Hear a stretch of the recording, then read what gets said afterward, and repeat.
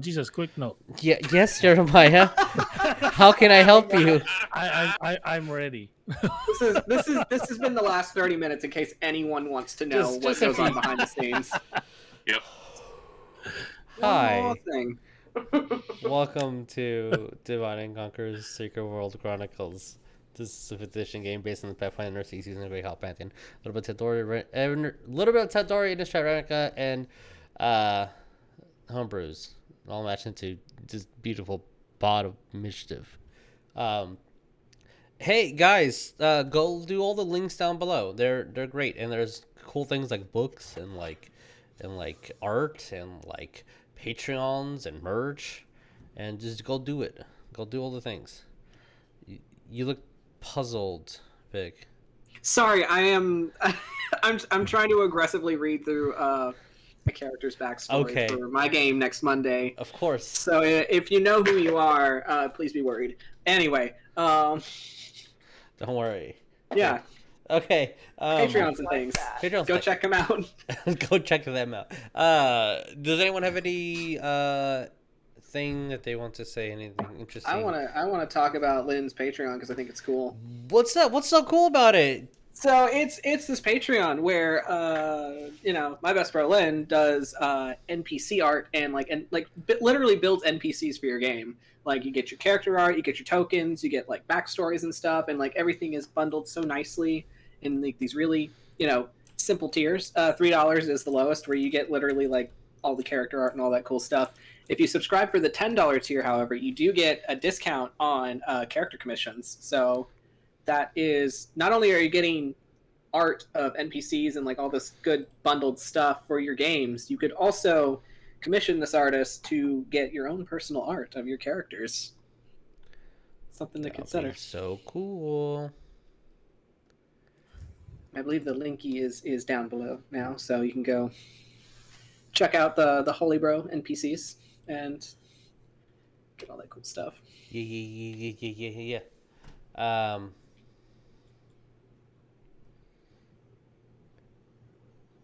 Pausing for dramatic effect. Okay, there is an official rule by Jeremy Crawford. Yes, you can sneak attack as an attack opportunity if you did not sneak attack earlier. Oh, that's the official one. You can use sneak attack with an attack opportunity if you haven't already used sneak attack during the same turn somehow. Who doesn't use a sneak attack? To clarify, on can the rogue sneak attack twice in the same turn and one out of turn? Yes, sneak attack reactions is once per turn, not once per round. There you go. It has been answered for the world. All right, we all leveled up. You know. We were all losing sleep over this. Yes. Jeremiah would. I haven't slept in days. Okay. He'll like message you at like 4 a.m. and be like, "So about that rule about." And we're like, which one about the rope? No, the other rule. Oh, the E&D. Sorry. Okay. All right. Let's do a let's just do intros. Let's do that. Yeah. Hey guys, I'm Jesus. I'll attempt to be the DM for tonight. We'll see how that goes. Hey, that's a Jeremiah. Hey Jeremiah, what do you want to tell the world? Any dark secrets? Wait. Or you can just say who your character is. That's fine too. Be nice. Hello, my name is Jeremiah, and I am playing. I don't know yet. It's a secret. That's true, actually. Fair. Hey, to the next to Jeremiah is two amazing peoples. Who wants to go first? You. Okay, yeah, fair. You're still deciding on yours. Hi, I'm Vic, and I. Excuse me. It's my turn to talk. Proceed. Hi, I'm Vic, and I'm going to be playing West, the human barbarian warlock druid. Yeah. I'm always afraid I'm going to forget one every time I list off his classes. Should have this West. Hey, it's your turn. Okay. It's your turn to talk. Okay. Hey everybody, I am Tabatha. I will be playing Oria, the Loxodon druid, and possibly a bratty tiefling later on. We don't need to know about his anyway. Shut Everyone up. already does. Yeah, I'm like, you act like this is new news. Yep. Hey, Nick, who are you playing? Hey, I'm Nick. I'm going to be playing Kaer. He is a Fire Genasi Rune Knight fighter. Yeah. And just letting you guys know that there is an updated intro. So that's what we're gonna play right now. That actually does have any things that you guys haven't seen because I had to edit it. So it you're welcome. I don't know. I might make somebody cry. All right. Let's roll bean footage. This is a 5th edition game based on the Pathfinder Seas, using the Greyhawk Panther with Pandora in a trend replica. How do you want to do this? Or you can just stay here. I wouldn't mind that. I wouldn't mind starting a family one day either. I'm not afraid to die. You saved us again.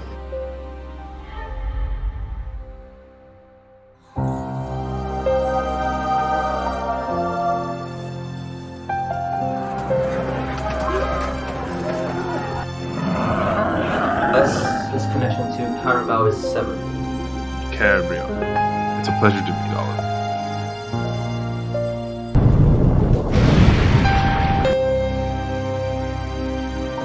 Not so fast. I need to say bye to my friends first. I've been fighting to help others. I would like to rage, damn it! Asmodeus, you have not failed me before, please. I cannot lose him.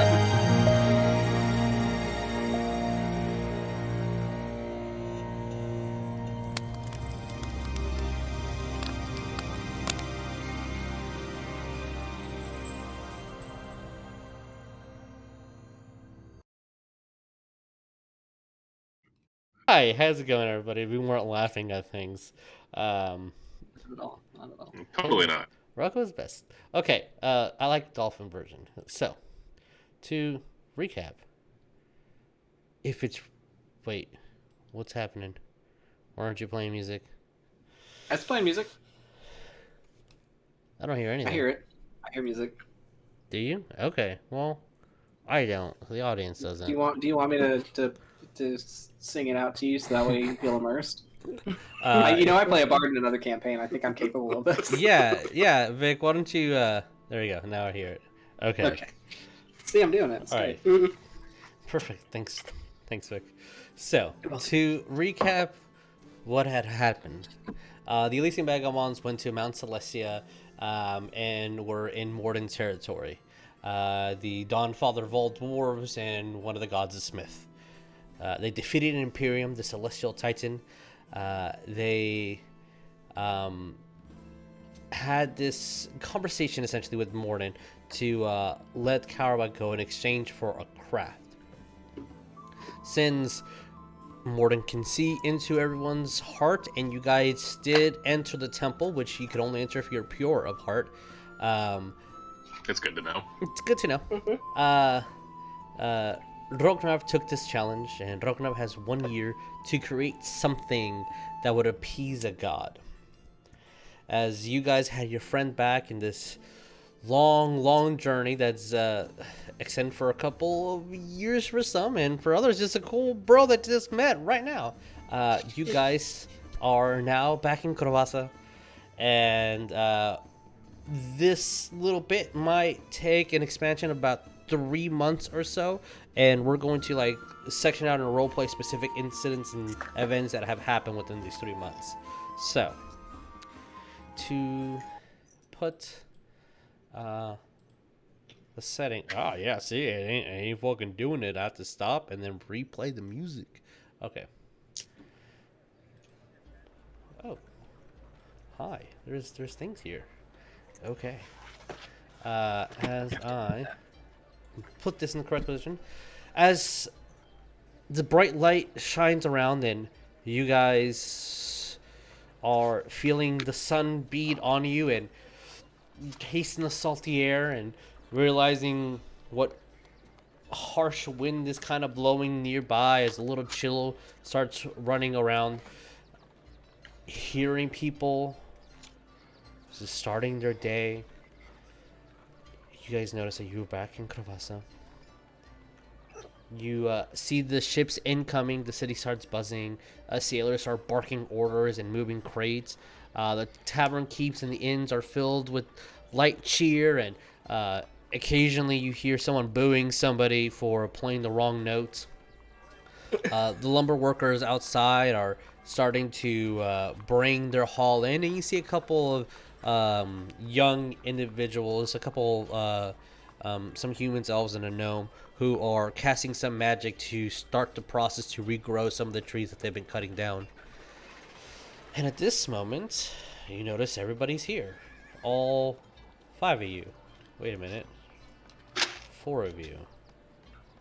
As you look around, Kaer, Oria, West, Rognarv, you don't see a Carabao anywhere. I have just met this man, and I already know this is going to be a common thing, isn't Oh, it? absolutely. Very much so. Pretty sure, yes. So, as you guys, this is the last session, you found the shop. You've started looking at the amazing artifact that Morden had left you, Rognarv. I want to move the scene to Carabao for a second. That's me. That's it? I guess it's time to change names. Hold on. Yeah.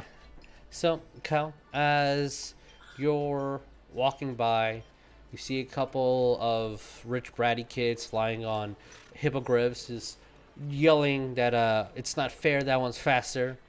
You're seeing some people not notice you as this little kid kind of trips on your shoes, like, oh, sorry, and then just runs off. And it's odd. For a while, you just didn't have a sensation. You didn't feel the air as it kind of flows around your neck and moves a little bit of your hair. The different sights here is just refreshing in compared to your blankened non-anything prison, other than just staring at a gargantuan white dragon. And or titules. Yeah, or titules for a second. And as you're going by, you do see a crowd of individuals walking towards the other end that you would know as Old Kravasa. It kind of catches your eye because you see this individual as they have this attire that you would often see your mother wearing, but it's wrong. They have their it's the back end isn't tied correctly, like not a big detail, but like you would notice, and your mom often corrected people who weren't wearing it adequately, and it's all about the presentation. It has a symbolism to it. And as you're watching this line of individuals as it kind of goes towards the front, you see somebody that you haven't seen in a long time, as you see your mother crossing over a bridge and just waving her hand for everybody in that line of 10 individuals to just cross over. I'm guessing Carabao doesn't know what happened, like her freedom in Mount Celestia. No. Because he's been in jail the whole time. Yep. And See, if I remember correctly, as soon as you got here, you're like, I'm leaving. So I'm like, all right, cool. Yeah, disappeared before we could tell you. So yes, you do not know. First, Carabao's just gonna be. He's gonna, as Carabao's fashion, he would like to go somewhere where there's elevated, like maybe a light post, to get a better look at it. Okay. And also get better look at who I feel like I know or something like that, and then immediately just when I recognize it's my mother, he just stays there like stunned. Okay. Like he wants to go, but his whole body is just stunned because of shock, happiness, who knows. As you're on top of this light post and you're just standing there in shock, this orange pseudo dragon just lands on you. Just kind of looks at you and just starts staring, and then extends their little claw. I'm gonna go like this. Flies away. I don't have no food right now, and then You hear in the back of your head, "No food, you meanie." wait, I heard it. In the back of your head, yeah. Oh shit, that means The pseudo dragon talked to me. It didn't say anything vocally. I'm like, huh? I'll just assume Roybos was back with. I'm confused with that, and then just Carabal's just gonna kind of yell, "Mom!" like "Mom!" like in anime fashion. As you yell, and the wave, the lines of just your vocal cords extend all in anime fashion as it swirls through the streets and hits your mom's ear. She looks around.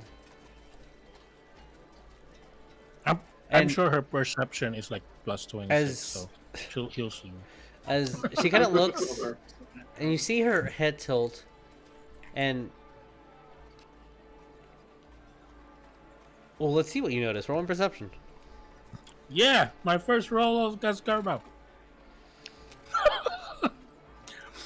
What'd you get? Ah, Carabao. Oh wait, no, I have a plus 11. Yay! So that is an 18. 18. All right. I was like, okay, 18's good. I rolled a 7. As you Oh my see, as the Imagine light if kind of your shines first on roll was her, natural one. it's is she looks confused. Her chest kind of Oh, I'm not inflates. wearing a mask and stuff. Right?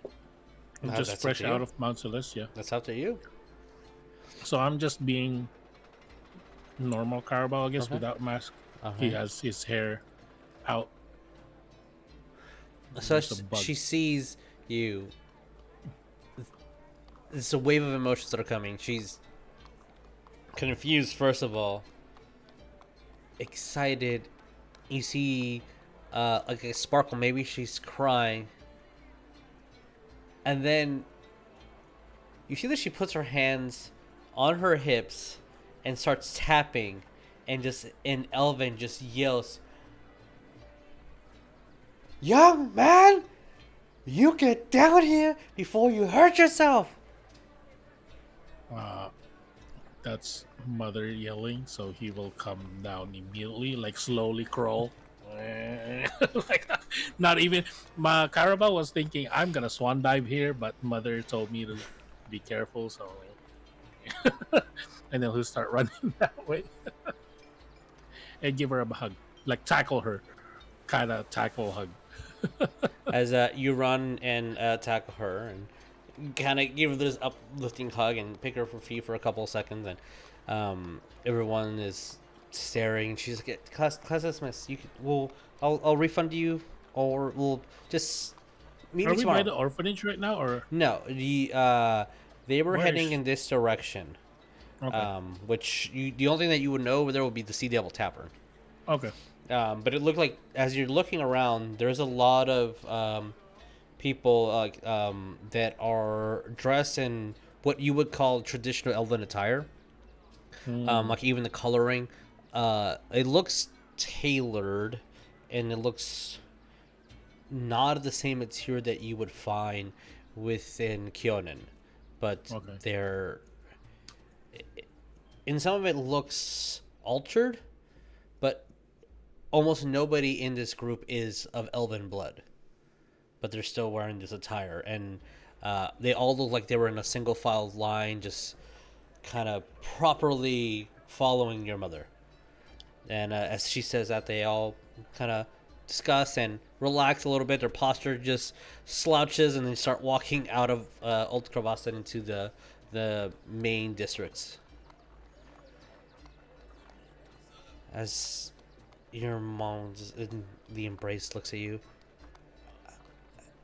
I was told that your friends were looking for you.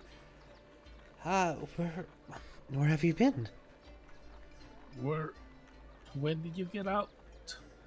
Where have you been? Are you free? Yes.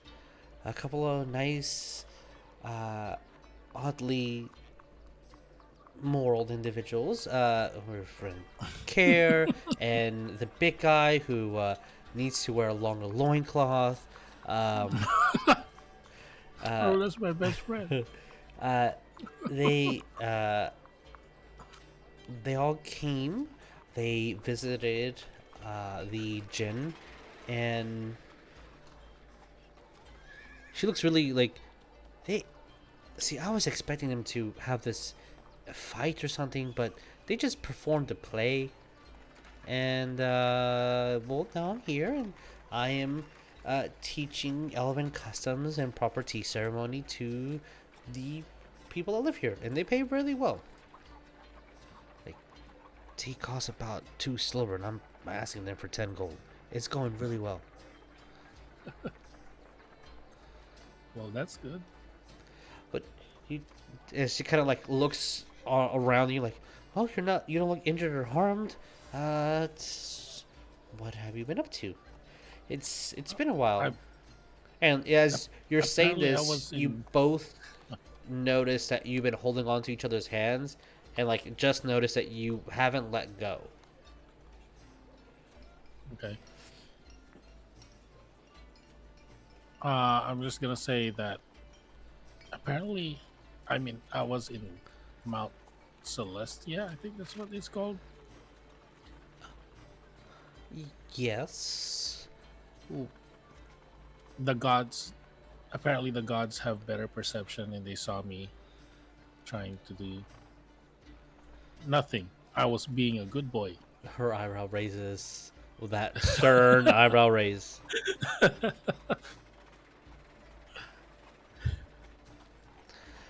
Okay. We'll circle back to that one. I was just doing what you taught me. You're the one who taught me this. It's not my fault. I was like, he's gonna start mumbling, like looking in the distance.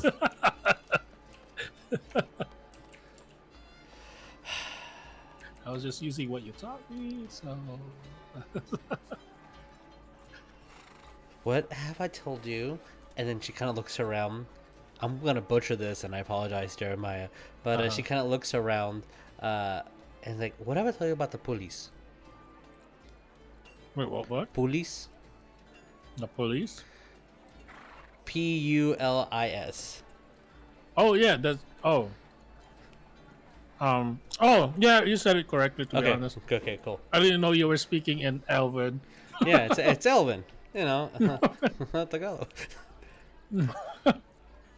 What have I told you about them? You don't say anything. You nod and just say yes and move along. I mean, that's what I said, but. All right. Well. But Moradin said I wasn't telling the truth. What does he know? Well, he's apparently a dwarven god or something. Yeah. Do you want anything to eat? Tea? Anything? Cabbage. You have cabbages. There's cabbage soup. There was no cabbages in Mount Celestia. I am so sad. I do not understand. Well, we can grill some cabbage. We can we'll make some soup. It'd be great.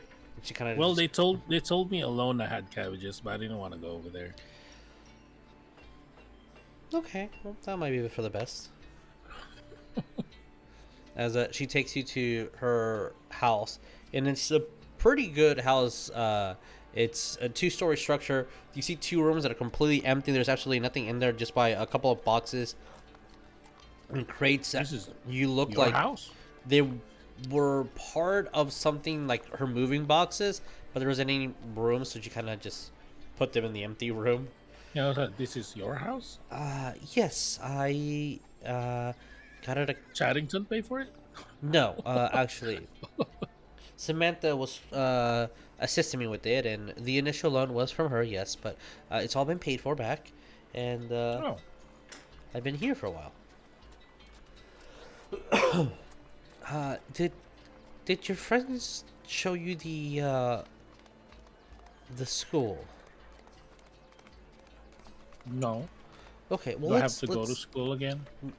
No, you're full grown man. You don't have to do anything you don't want to. I know, but college. That's up to you. Whatever you want to do. I mean, you've already went to Celestia and back, so what else do you want to do with your life? I suppose. As you guys, you're gone. As you guys talk for a while and share tea and some of her cuisine that you haven't had in a long time. The spices are a little bit different. They're not what you're used to at home, but it's delicious regardless. As the night's kind of home cooked meal by my mother. Yeah, right.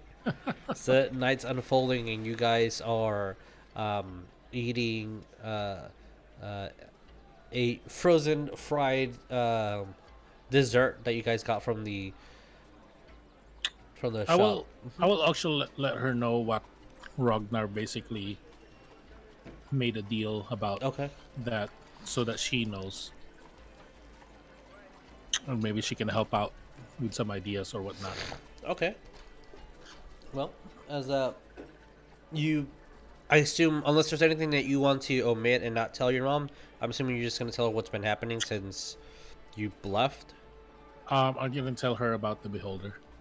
You will or will not? No. No. Okay. So everything except for that part. All right. Understand. As you spend literally the next like 5 or 6 hours. Basically, the Underdark adventure. He's not gonna tell any of that. So the next 5 or 6 hours, you guys are conversating and having a great time as you guys are eating your fried ice cream, and as you travel towards the orphanage. Mm-hmm. And is there balut? Yes, there is. As you see this statue that looks pretty much like you, little features exaggerated over this orphanage, and you see kids running around as Carabao statue, is it like normal Carabao with mask and stuff like that? Yes. Okay. So it doesn't match you 1-to-1, obviously. Yeah. But it kind of looks like someone drew you, but they were big fans of Batman and then sculpted it. Just like a little darker, a little edgier. They chiseled on more abs than they should have. Yeah, it's like there's like 12 abs on there. That's an extra one that shouldn't be or there. 13. Oh, hi, Cinnabon. Is he doing a JoJo pose? No, they're just completely stoic and still. He's doing the Dio pose, but like trick shocking it. With a bow. As you see this older-looking halfling woman step out of the orphanage, is like, oh, this looks up at the statue, looks at you, looks up at the statue, looks at you. Must be a fan. Very big fan. Suko cosplayer. Someone's on the wrong side though. Yes, right. Because I wasn't wearing my mask. That's how I hide my identity. I don't wear the mask. As grabs Garando's arm, we have a troublemaker. Do you mind? Like, sure. Do you want to join us, or do you need to meet your friends? I haven't seen you longer. Okay. What's as he kind of looks at the halfling woman, he's like, "What's wrong?" I'm sure West will understand. Hopefully.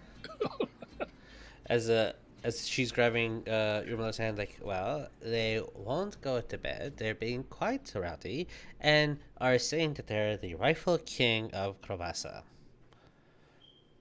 Oh no, that's Chaddington. Oh no. She was like, he wishes. As you guys kind of step into the orphanage, and you see that most of the kids are getting ready to go to bed or doing their nightly washing hands and brushing their teeth, the nightly activity. So yeah, the routine. Some are brushing their hair, some are you see them sneaking a book or sneaking some coloring utensils in right before someone closes the door, so they have some nightly activity. And You see a room that has 4 bunk beds. 2 are being used, but the kids that should be asleep are kind of in the corner, just looking confused. And you see this rowdy-looking young Goliath.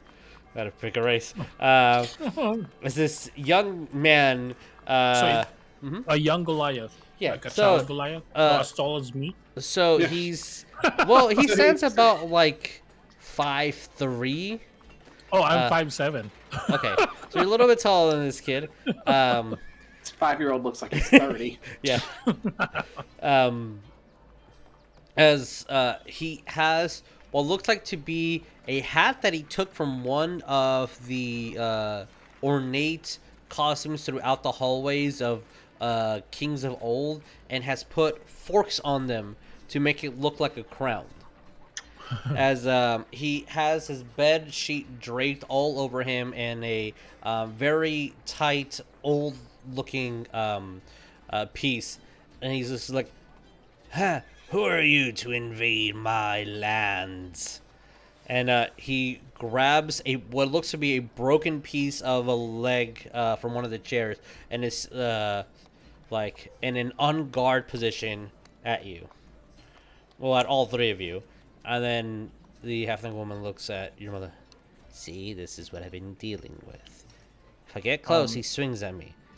I know he's only 10, but he's like 3 times my size." Carabal's gonna move forward. Okay. And say, "The rightful king of Crovacia, I am here to challenge you for the throne." Okay. As I look for a stick somewhere. Roll like a toy sword or something. Sure.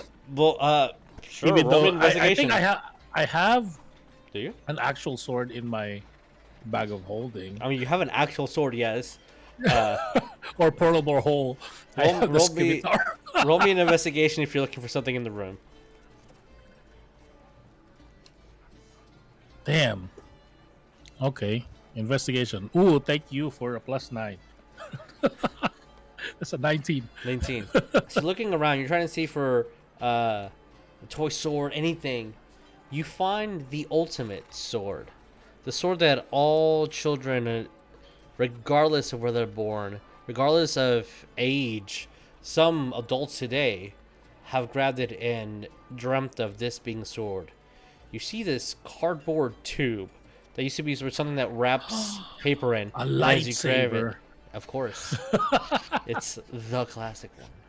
As you have it and you put yourself on guard, what do you do? As the Goliath kid kind of jumps a little bit forward, and actually, what is your passive insight?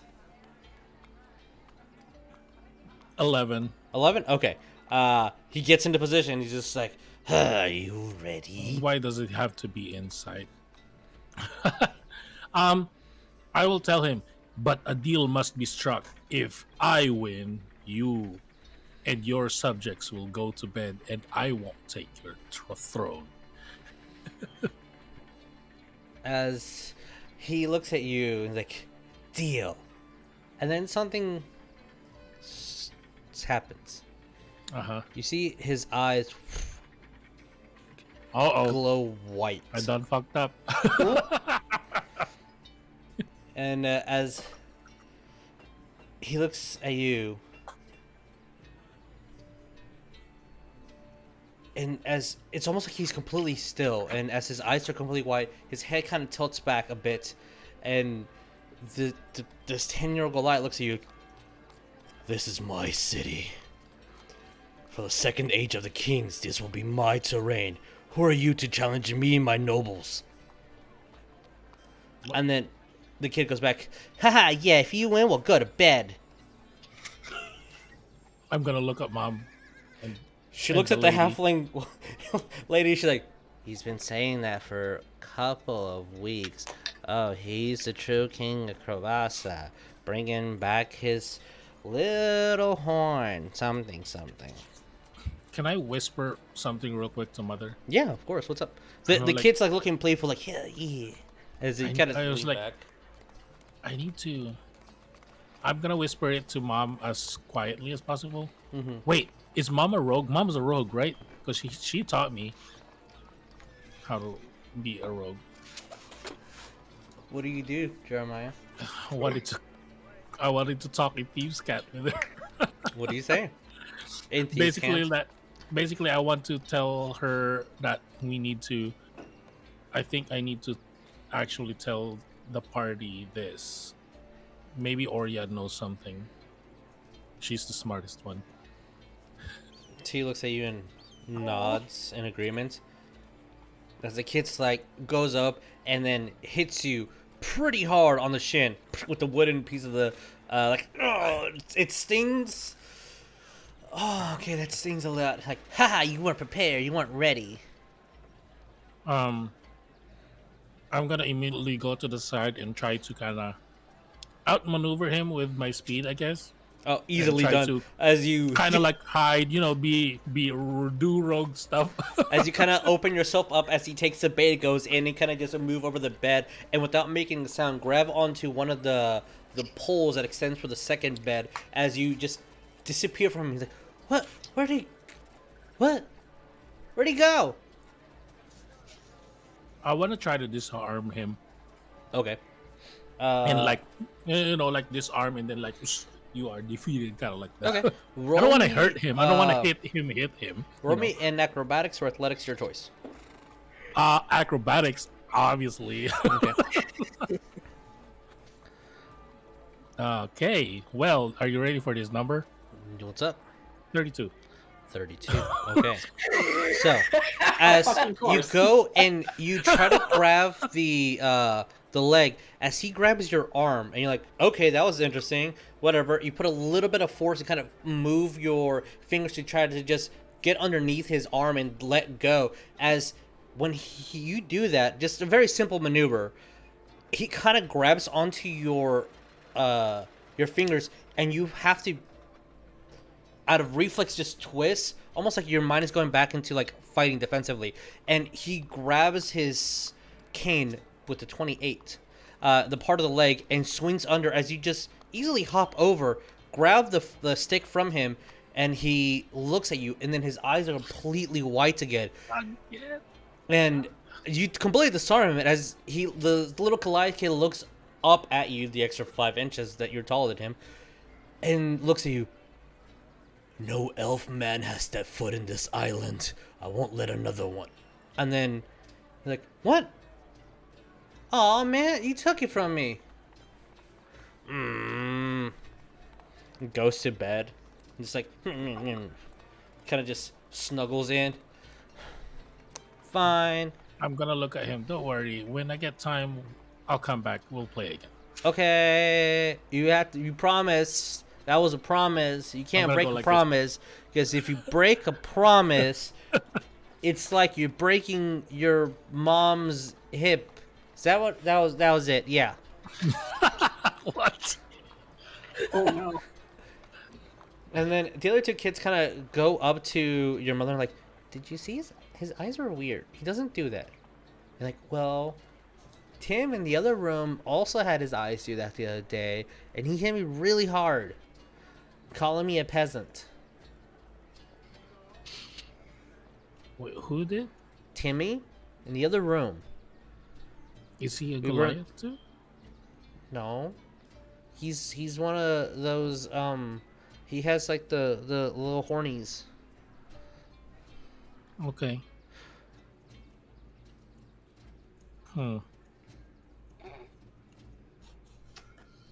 Welcome back to the real world, I guess. I'm gonna mutter to myself. Okay. Yeah. Welcome to the land of the living again. All right. Well, with that encounter, I hit the mic. Sorry. Anything that you would like to do that night? Just help out on, I guess, what they need there. Everything is pretty. But just kind of hang out with mom, basically. Mundane, and after the kids go to sleep, you see that all the people that are working in the orphanage kind of get together in the faculty back room and have coffee and tea. As you see this Dora man, he's like, "Oh, These kids, I swear, I can't keep up with them. And as he has his mug full of coffee, he just starts pouring whiskey in it. Pouring, and then pouring, and then pouring. And then just starts drinking. So it's whiskey with a shot of coffee on it. Pretty much, yeah. You thought the mug was full of coffee, but nah, it was just a little dab of coffee. Clearly, it's a latte. It's a latte. Yes. As you guys have a great conversation. Your mom pretty much just brags about you. You can't help but blushing a couple of times, like, Mom, stop. Mom, you're embarrassing me. You're embarrassing me in front of your ex-coworkers. As you start getting Wait, so mom is telling people that I'm how good of a kid you Carabao? are. Oh, No. okay. I thought She never was saying that I'm- never says the name Carabao. Okay. Yeah. I'm just curious. He's not really saying it out loud. Not right now, anyway. Just using your government name. Yeah, pretty much. So she uses Erevan, not Yeah, Carabao. It's Erevan? I thought it was Erevan, but Erevan? Okay. No, it's Erevan. Erevan, okay, yeah. Though With an Elvish accent, it's Erevan. Yeah. Though the school is named Erevan. Yeah. As the next couple of weeks, you are pretty much going to be glued to your mom and just hanging out and eating home-cooked meals and going fishing and finally riding that hippogriff. The next 3, or like on the 3rd day, I'm gonna, maybe on the 2nd, on the next day, I'm gonna hang out with mom. But the next morning, I'm gonna tell her, I do want to see my best friend. He did help me. Okay. Get out of here. Come back here. You know where I am, and I'm sure you're probably going to be at that big mansion place, or... He'll probably punch me if I go for another day without seeing him. Alright. He punched really hard. I'm sure he does. As you'll go and hang out with everybody else. And I do tell the group Oria that information immediately because it's a little bit worrisome. Okay. So yeah, Oreo, you I would say that I guess whoever is in the surroundings will know too. So Kaer, West, Oreo, you guys were privy to that information, and as you guys kind of go explore the next couple of days, the kids that were saying they were old kings of Krovasa, it's like they never realized that they were saying that, but on different nights, a different kid says it. And it's been going on for a bit, but the people working there just think it's a game. Nothing malicious has happened from it. They're just a little rowdy when they're saying that the king. And this is what we are all noticing, or? That's what you've been told, yeah. I wonder where this school is built. Is it on a cemetery of old? No, it's right there. That spot right here. I would like to pass it off and say that it's kids being kids and being funny, but... Hey, Oria, I had a really weird thought just now. Yes, I mean, it could be completely unrelated. Do you remember whatever happened to that poltergeist you let loose? That you took from the Wizard's Tower? And it was in a really creepy doll, but then you put it in your bracelet, and then you took it to Chattington's house, and then it got out. Whatever happened to that? Wait, do you think? But it wasn't at... Look at the school. These are kids that are acting like that they're kings of Korvasa.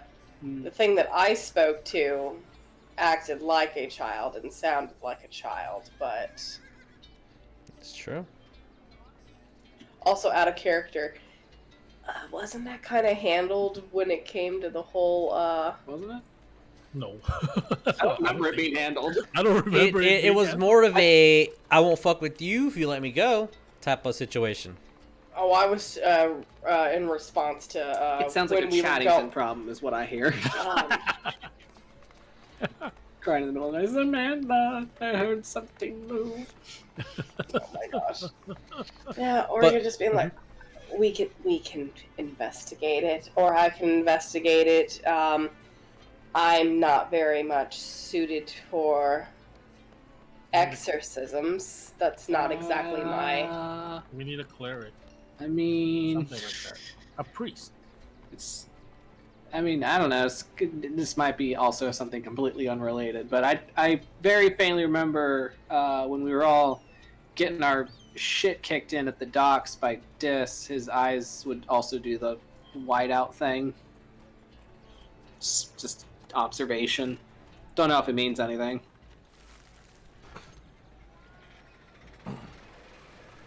I would Carabao, Wes, and Aurea, I would ask you guys to make me a intelligence check, history specifically. God, you're asking too much. Oh, history, you say? I think a history check? History. Okay, what do we got? I got Dirty 20 for Carabao. Dirty 20, okay. +2 on history. I'm actually rolling my dice tonight. Holy shit! Oh wait, what am I doing? Shit. That's a 21. Oh, okay. Ooh, all right. Wes remembering it. DC was 22. You got a big thonk. 17. 17, It's okay. not that. I will say, Kaer, just for the fun of it, you could also roll. Okay. Just to see maybe you also know this information. No. All right. Through the grapevine. As you guys, I'll say that a couple of days have passed, and you guys check on the kids, and it doesn't like happen every single night. It's very sporadic, but the times that you do see it after like maybe a week or two of like just casually checking on them, because no one's gotten hurt other than maybe Carabal's shin was probably the most violent thing they've done. Usually the employees just let the kids do whatever they want, and it goes away. You did notice that technically, Carabao, you did challenge a king. But the two times that you speak to them, they have an older way of speaking. And they mention things of the city that are like, what do you mean not letting elves in? Of course there's elves in this city. Or, what do you mean defending the fourth wall? Like it has expanded over the castle. So they keep recalling information of old that you don't think these kids would obviously know. Yeah. And as you're discussing this, I will say at Chaddington's estate, I think that the first incident, the first king of Provasa is saying that he needs to defend his city. And is looking for something. As you guys are chatting up in the halls and after a gracious dinner, Wes, you kind of just start recalling what has been happening, and you're just right next to the bar area with a whole bunch of decors, things that are probably worth more than 3 houses combined, but just laying around at Chaddington's, just like ornaments. And as Wes is speaking and has something in his hand, kind of just mindlessly just grabbing it. First, Wes, you look at it, and then Carabao, you look at him, and you both came into the same conclusion. That horn that Ariel found in the island back here that was related to one of the kings, a very old artifact. I guarantee you. Also had a soul on it. I guarantee you the conversation went exactly like this. Bro? Bro.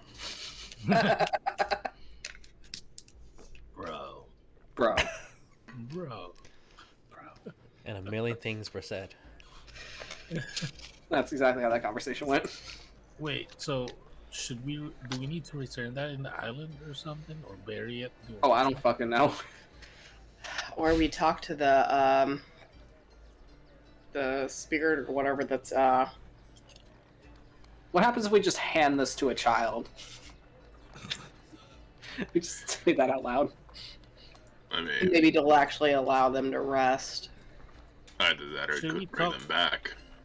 Should we Oh. talk to It's an idea. Should we talk we to want a that? priest? Do we want that? Do we want them to come back? No. Okay. Not really. So, priest, right? Wait, I think I know one. Don't we know a cleric? Yes, we do. Hold on a sec. I'm gonna grab my. Do you have? Does Cole have his Rocky Talkie on him? I don't know, Wes. Try it and see. Oh, okay. Hold, please. Let me grab my Rocky Talkie. Cole! Cole! Can you hear me? Cole, I need. Cole! Cole!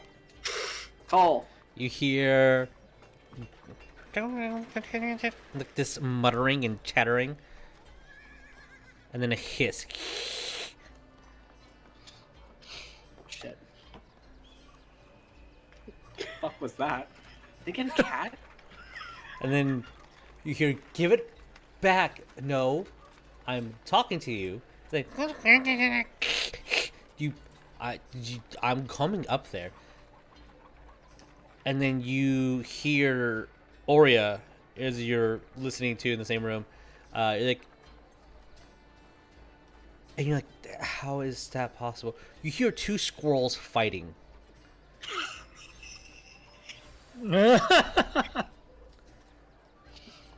And then, finally, Cole's by the river. He's washing clothes. Wes, is this you? Hey, nice. Yeah, I have a weird question to ask him about, like, ghosts and shit. Oh, yeah, that's his domain. Yeah. Do you want me to tell him you called? Yes, please. It's about, like, children being possessed by, like, old kings and stuff. I mean, I don't know if it's urgent, but, like, you know. Yeah, they can handle themselves. I mean, yeah, they're like, what, 8? So that's practically an adult. Yeah, exactly. It's Yeah. now that's their problem. Mm-hmm. But Yeah, you know, like, people expect us to check on stuff, so... I'll let them know that you called. Okay. And then you hear, "Don't you put that," and then What the heck is going on over there? scroll Who the problems. hell knows? Use know, your imagination. After you save one of the world's biggest nation from impending doom, and stop a major war, squirrels are your next trouble. I mean, have you seen Squirrel Girl? Yeah, and Too powerful. Everyone always thinks it's aesthetic to move out into the countryside in your own little cottage, and next thing you know, you're having to fight off squirrels from Yes. stealing your shit. Of course. So later that day, hey Cole. Yes. Your beloved is telling you that, hey, your friend called. Something about kids being possessed. Here you go. And see the Rocky Talkie. I'm sorry, what? Well, I'm gonna start making lunch. Do you want leftovers, or do you want me to start on the deer? What? Children possessed freaks out immediately. Oh, yeah. I mean, And then he just stops and he's like, the deer's fine. okay. And then he goes back to the Rocky Talkie and it's like, West? Oh shit! Hello. Hi. I'm sorry, hi, what about children being possessed? Oh shit! I forgot about that. It's been a couple hours. Yeah. I called it a really bad time. Like I'm currently in the middle of a headlock. Like Kaer, he's just like slap Kaer on the arm. Hold on, I got a phone call. It was just getting good. I know. No, and then Cole also at the same time just kind of like stopping and it's like, okay, that first. Also, did you guys finish what you were supposed to be doing? Like, I Yes. haven't heard from you guys in like... Yeah, that's all taken care of. It's been a couple of weeks, so the only thing I hear is, yeah, these kids being possessed, yo. Yeah, it's like, I okay. have to call him. It's like, okay, Wait, they're trying to bring somebody back. They took a soul. so everything with your one friend's good, Yeah, right? he's good. He's over there keeping score and taking bets. Sorry, we're at the Sea Devil right now. What happened to informing me of this when you were back? I forgot. Look, you're not in front of me, and if you're not in front of me, I just immediately forget stuff. I know Wes won't understand it, but there's just going to be a bunch of cursing and infernal on the other side. Joke's on you, I might know the curse words. Just the curse words. Only the curse words. That's all you need to know in Infernal. Okay, yeah, there's like these kids, they're, I don't know, like talking like they're old kings or something, and saying that they, something about like a throne and like walls and stuff. And it's never the same kid that's possessed, so I think it's like jumping to different kids. I don't know, it's like a haunted orphanage or something. Don't forget the eyes going white. Oh yeah, the eyes go white too. That's an important detail. does it sound like a normal possession to Cole, or? Roll me religion, Cole. Oh boy, now I gotta switch, Switch die, switch sheets. No, I don't, no, I have to switch my D&D, because I'm doing D&D. Switches all her dice out. Like, wait a No, minute. not my dice, but I have to go to Cole's character. Yeah. While that's happening, little note, Jesus, every time I do come back to the orphanage, I do want to play with that Goliath kid, because I promised. Oh, yeah, of course, yeah. You guys have a great time. He's pretty strong. What was it that you asked me to roll, Jesus? Religion check. Okie dokie. Carbo jumps onto the top bunk, and it's like, it's over. He's actually a really great climber. Every time you take the high ground, he just like climbs right up there. It's like what are those, the Great Pyrenees? Those big dogs are just like climbing up there. That's exactly what he's doing. Yeah. Oh lordy. What did you get? I kind of heard it was a big number. 31 on religion. Okay. 31. So okay, as Wes is speaking, and then Kaer is like, "Hey, don't forget about this. Hey, don't forget about that." The first thing that kind of comes to is, one, they're not being violent, so that's a very positive thing. Yes. They keep mentioning things of old. It just, as they're speaking, it kind of makes you think they're not the same person. They keep targeting different people, so they're not possessing one. It's more like a spirit is loose and then just finds the first body, and it's usually a kid, and it's temporary. So it doesn't seem like they have a goal or a focus. So it just seems like lost spirits. Usually you would say that this is a bad idea to present them something that could trigger them and have something violently react. But in this situation, if you present the horn to them, there might be enough of a trigger to have them reassess their own situation and choose to leave. But the big question is, why here and now? Obviously, Tabatha, they probably died there, so, I mean, that makes sense. But why now? A spirit doesn't just pop out of nowhere for any reason. Something had to trigger it to leave. Or something is trying to bring it forward, but if something's trying to bring it forward, they're not showing any sign of doing anything with them. I feel like Cole's mentioning this, like, it's like that talk, like, that off-tangent talk as you're, like, pacing back and forth sort of thing. And it's like, I mean, they don't sound violent. You could probably present the horn to them, but yeah, no, it makes no sense. Why now? Why are they showing up now? This is so bizarre. And it kind of seems like a just out of the blue situation. It's pretty harmless, and you should probably fix it before it's not harmless. So if they don't react violently to the horn, then it should be okay. So again, I guess the question is that can Cole pretty much figure, is this something that they can do, or is this something that he has to... If presenting the horn to them doesn't make it stop, then you might have to come over. But that would be... Right. It's your... Hey, I know... Did you just unplug it and plug it in? All right, reset it first. And if that doesn't fix it, then I'll come over. Hold the power button for like 12 seconds. Like, wait for it to cycle. Yeah. That's... Cole's just going to be like, show them the horn, and if shit gets screwy, then I'll be there. Okay. Okay, I guess we're showing the ghosts the horn. Okay. A couple days will pass before you're, I guess, there. Would you guys hold the horn with you? What's the plan? Or is it just, hopefully we can tag this and, like, what's the strategy at the moment? That's you do know very that big word. Galando is there often. She is communicating with you guys.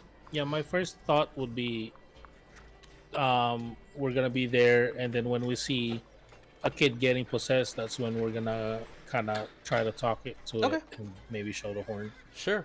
As I would say there's an enemy. You also do know that your mom's place is probably like a 10-minute jog from this location, so it's not difficult to get to it. As one day, as you guys are hanging out just in Old Krobasa, you'll see some of you guys will be at the Sea Devil Tavern, and anyone that would be interested in taking free classes from her on proper tea ceremonies, you can. As the halfling woman kind of raises a little flag over the carabao, so you can see this mismatched flag waving as a signal, like, oh, one of the kids is being acting weird. So you guys run over, and I would say, who has the horn at the moment? I guess Wes. Oh no, I have responsibility. All right, Wes, you have the horn, unless you say no. I mean, he was the one who had it last. Yeah, I guess I grabbed it. So. And Wes, you're pretty much the fastest. It's a debate between you or Carabao, but you get there fast, and people move out of the way for you. And as you get there, you'll see he that has 40 speed. Yeah. 30. So does Kaer. Oh.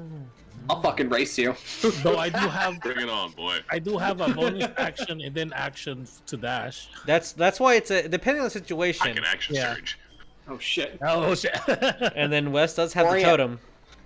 Hey guys, Oria has a +0 to Dex, so she's or as you see these three guys just running off, you're like, kids. Yeah, literally. It's like, oh my god. As you eventually get there, I'll say at the exact same time, and you guys are looking to who got there first. You can't tell, but nonetheless, Wes, you have the horn, and you see. Let's call it a tie. Let's call it a three-way tie. As you see that Goliath kid again, as he looks at you, I see a fine soldier, and then points a stick at you.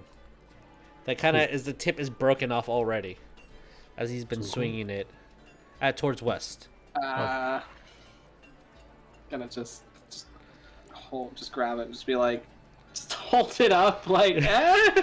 Just like,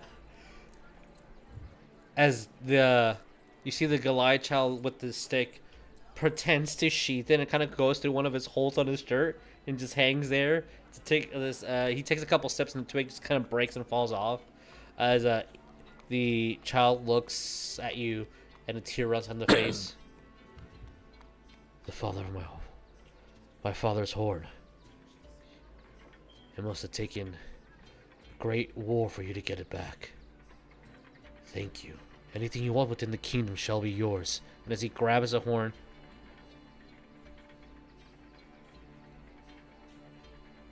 you see the kid's eyes go back, and just blows the horn like, cool. Is this mine? I mean, I'm gonna look at him. No, but you can play with it for today while we sword fight. Grab a little stick again. And you see him running around and kind of drops the horn immediately when you say sword fight. Grabs a bigger stick and you guys start dueling. I'm gonna look at West and look. Drops on the ground. We're like, oh, that's not a relic, right? As you grab it, it's a little tiny crack where the base meets the mouth. It's kind of cracked a little bit.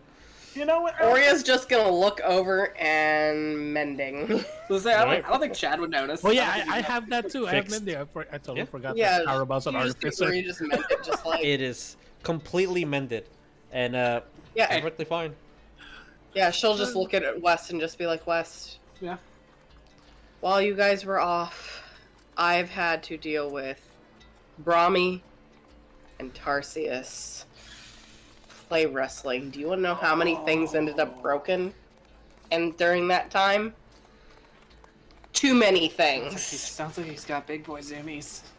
They both have. You have to put the noodles on his horns. The little... Oh no! Whenever he breaks it, he got to put the noodles on. She has to put the noodles on his horns, and she also has to put the noodles on her daughter's. I mean, if you want to,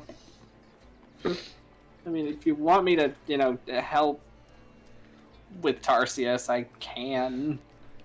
If you'd like, you guys, we found them together, so yeah. And I know they missed Tarsius you. and Cordelia? You haven't seen them in a while. Oh yeah, they're in Fangwood, huh? Right? Well, how long has it been, Jesus, since when we first got back? How many? I would say like a month or so. I would say during that month, she would have at least traveled back to Fangwood to bring them to. Okay. Yeah, they'll probably be at Chaddington's just playing around. I'll say that for the sake of narrative telling, since Carbo hasn't met them, they're due to arrive like either today or tomorrow from the letter. Yeah. Well, I don't know. Yeah. I didn't know that. Wait, no, never mind. About Cordelia's eyesight. I don't remember when that happened. If it was Rognarv or Carabo. And when we first went to Fangwood, which I think was after.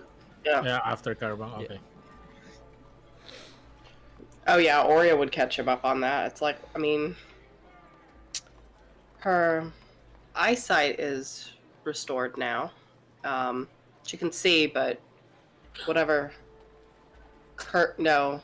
The Medusa curse isn't there. Can see. That's been cured. She's walking now. She's really good at throwing stuff. Like, really good. It really hurts.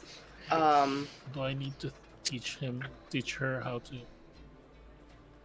If you want. So her hand-eye coordination is very scary for a toddler. Very. I'll say that as the couple of days pass, you don't have any word of any more incident. Cordelia and Tarsius and a couple of the Lockdowns also join in, stay for a bit just to earn a little bit of extra income on the way back. As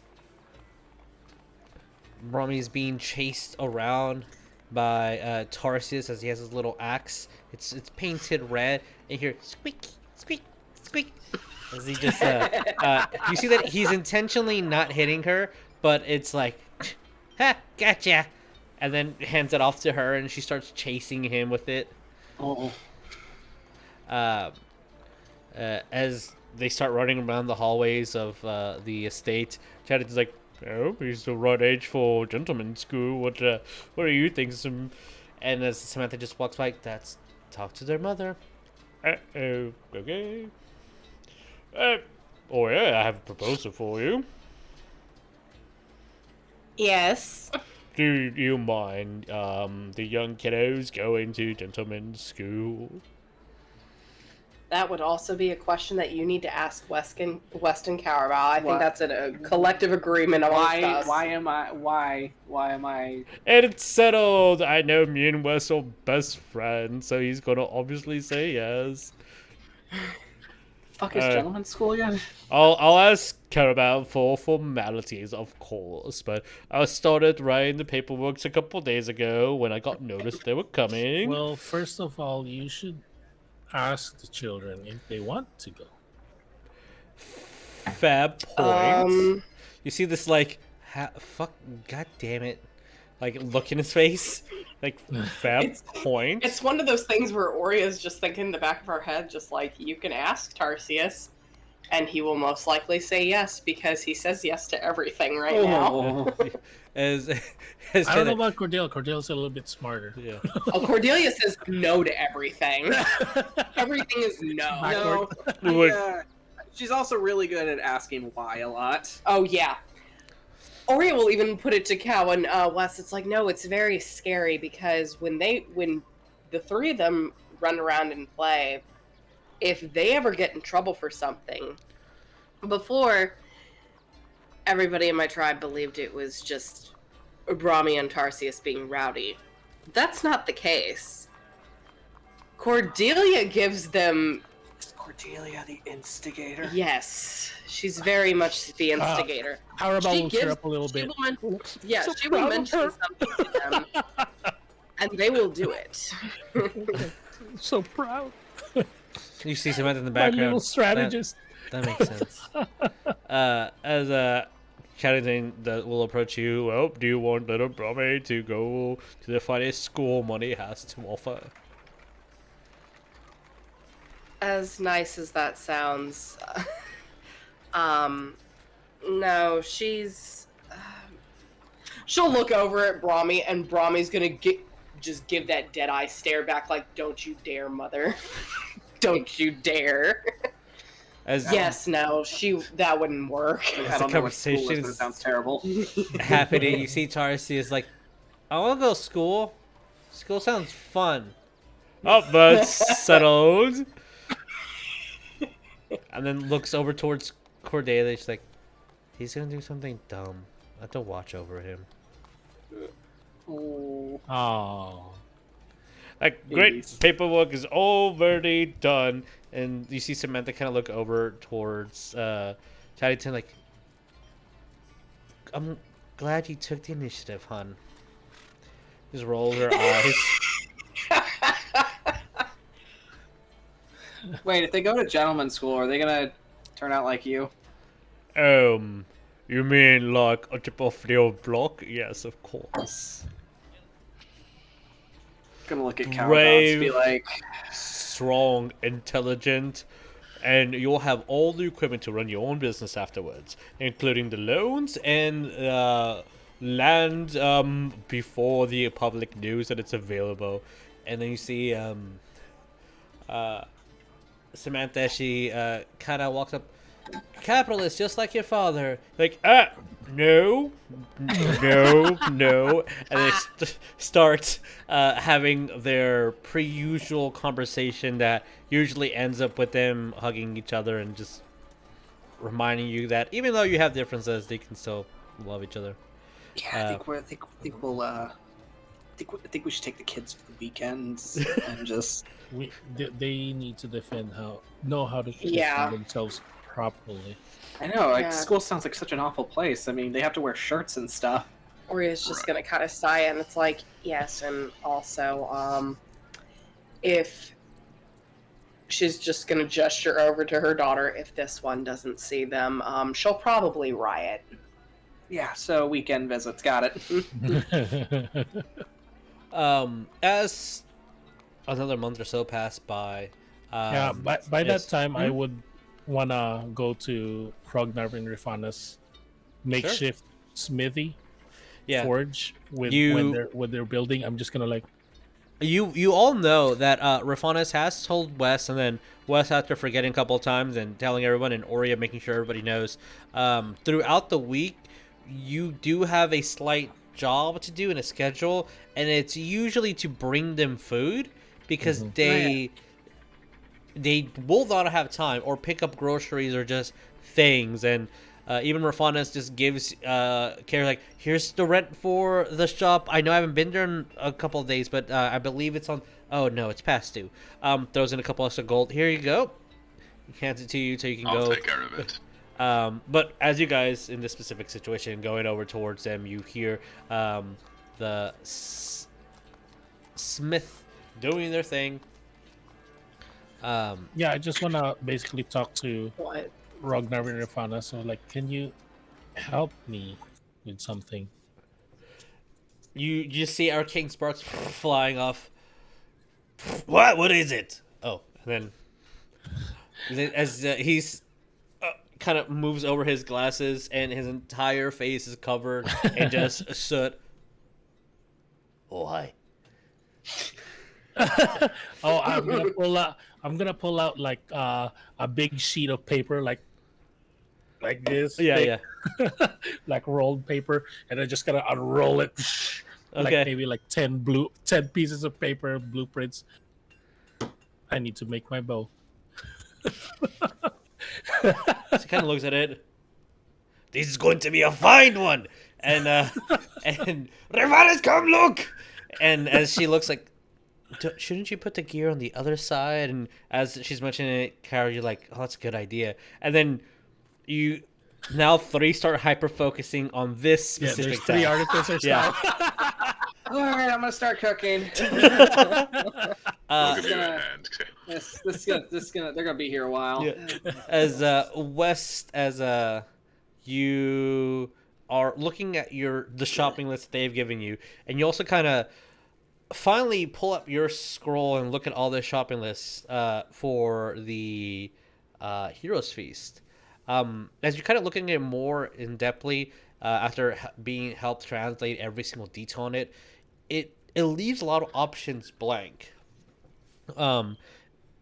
Some things, like it's specifically asking you to adorbs to prepare meals in a specific way. It's not 100% focused on the exact meal itself, but how the meal is processed and eaten.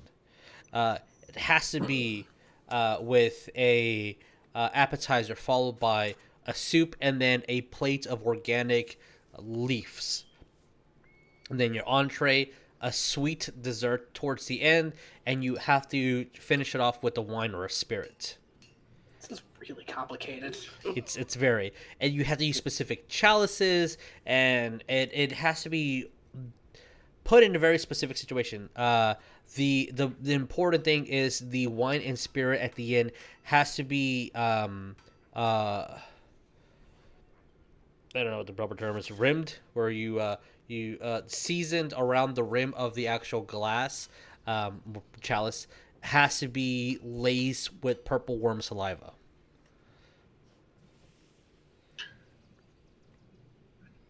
Where are we going to get purple worm saliva? I mean, I know where to find purple worms, but I don't want to go back there. I don't want to try to collect their saliva. Oria's listening in like, oh no. The only time Oria's ever encountered purple worms, it's like, oh, that was the Underdark. Oh no. Yeah, we when we went a second time and we found them again, it was not fun. So, maybe... West, I will leave this to you, Vic. Okay. I need you to write the 5-course meal for this Heroes Feast. Oh my What God, is your appetizer? Too much power. What is the soup? What's the salad? What's the entree? What's the dessert? And then the drink will be of their choice, either a wine that you would pair and match with the meal or a spirit that they can choose. So have fun. Let me know what you think about. I'm probably going to be asking you very specific questions. Oh, please do. Oh God. What's the season? What region are we in? Like, what's the local... Well, it depends on where we're going, because right now it is it's the end of summer in a coastal region. Okay. But as you guys are traveling, eventually the shift focuses more on helping make Carabal's a new bow. In a couple of days, you'll see that Cordelia comes and watches and just like hits the string, kind of like not pulls the string of the bow, but just kind of like lets it go a little bit. And as you're like, stop doing that, she just runs away. And kind of Carabao, you get a little like, huh, all right, so she is interested. There'll be a time throughout this whole situation where Samantha will approach Kaer and West. I'm trying to approach this in a way that I assume I'm reading both of you correctly. Do you just want to get it on already?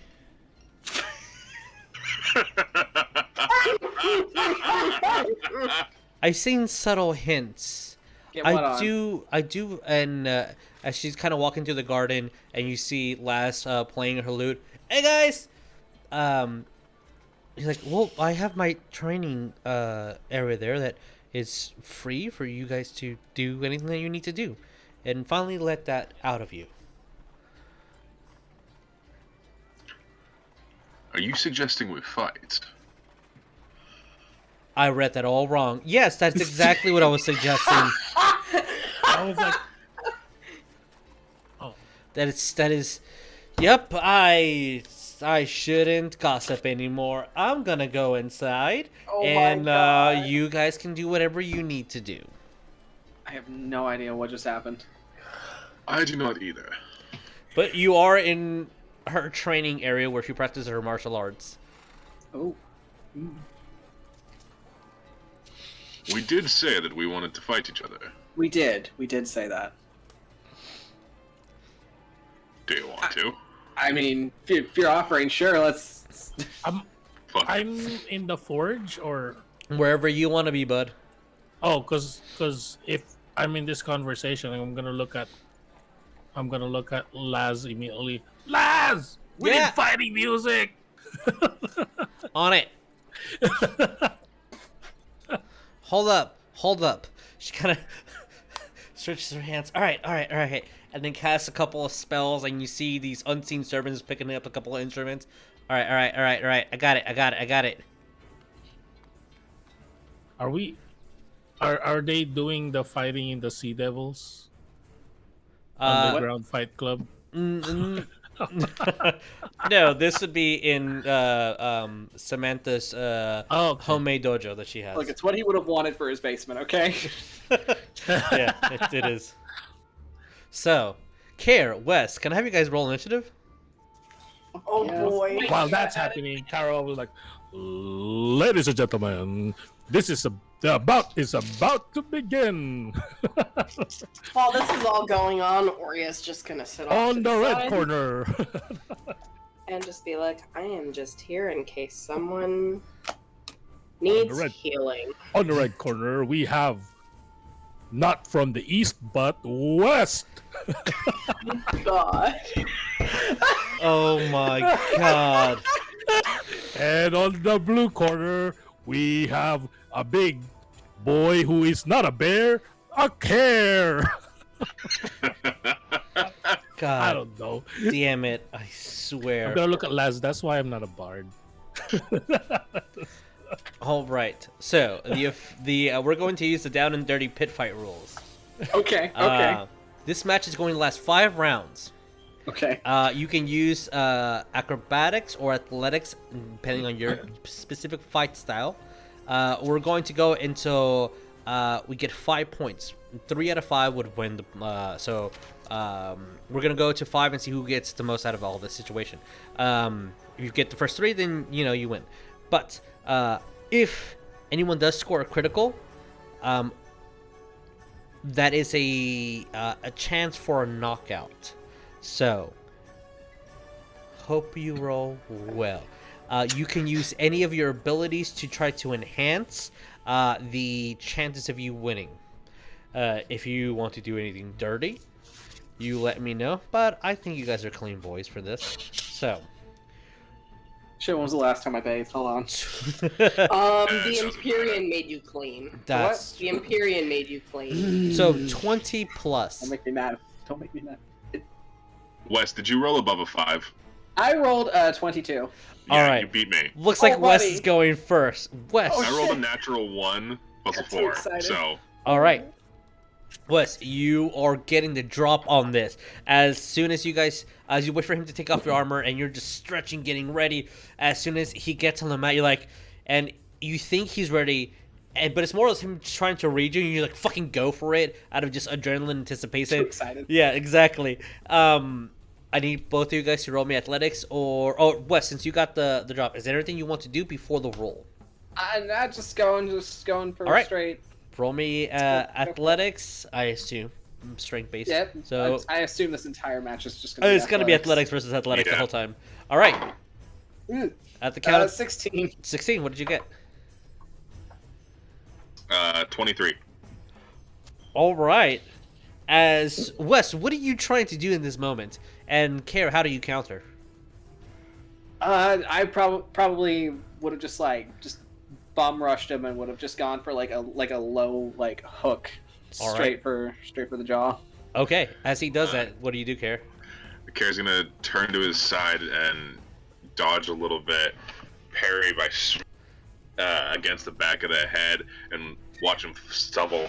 All right. As he stumbles and he hits hard, you do see Samantha drinking her champagne. Like, oh, that hurt. All right, puts it down. You got this, Wes. Just saw a little golf clap as you get up and you guys reposition yourself. That's one for Kaer. All right, roll them again. Oh, motherfucker. That is an 18. 13. Ooh, all right. So as you get up, Wes, what are we doing? Probably, right as he's kind of jumping up, he's gonna just go for that sumo move where you just rush to grab them by the middle. All right, as you and try to throw him back. As you grab him and just, all right, well, I'm pretty flexible, and you just launch and throw, and there is a ring, and as Kaer goes way over it, hits the armor and the swords and the hammers that are on the side that sometimes are used, and as all these weapons are falling on you, okay, good thing everything was sheathed, and you kind of get up with a couple of bruises. All right, roll again.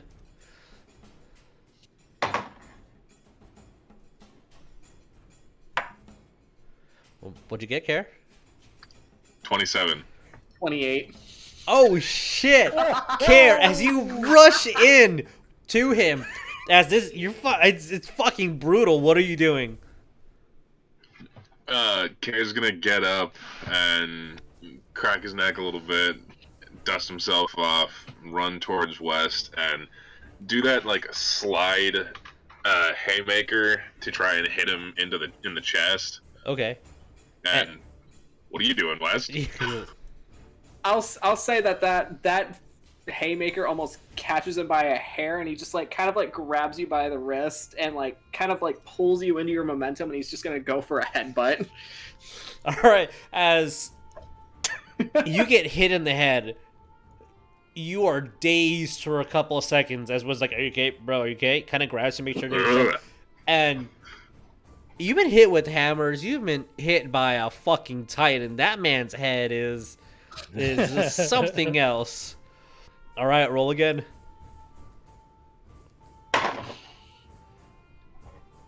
24. 23. He's gonna shake himself and look over at Wes and just be like, "All right," and he's gonna rear back and fucking headbutt him back. As the headbutt hits and your nose shatters, and you're like, "Ah, fuck! I haven't felt that one in a while." As now you're both bleeding from different parts. As you're like, "Oh shit! All right, this is happening." This is broken again. This is the last one. See who wins. Okay.